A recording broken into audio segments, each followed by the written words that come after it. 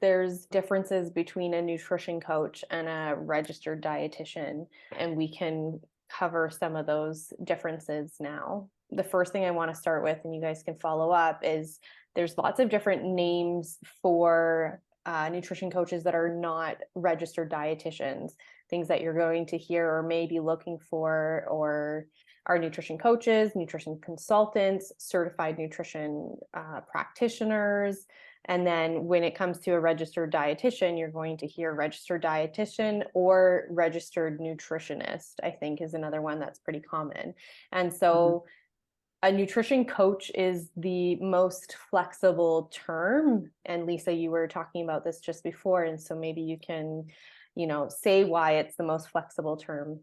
Well, in every province or state, regardless of what country you live in, registered dietitians they have a very clear scope of practice, and there is not much flexibility with the work that they're able to do. So depending on where you live, you may or may not be able to use the term nutritionist or even the term nutrition or diet in your designation or even in your work, in some very extreme cases.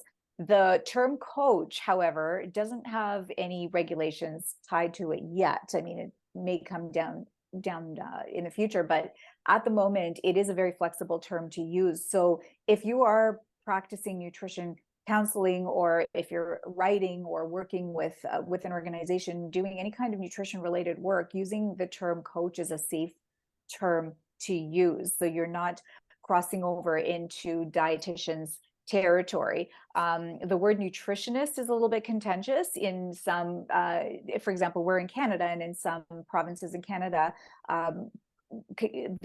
people can use the term nutritionist if you're a holistic nutritionist, or if you're certified or registered, but not in certain other provinces. However, you can use the term coach safely across all provinces, and I believe it's the same in the States. Dietitians specifically are, again, in some cases, only able to practice in their own state or city, and they are not allowed to do any kind of work outside of their state, even if it's online or remotely.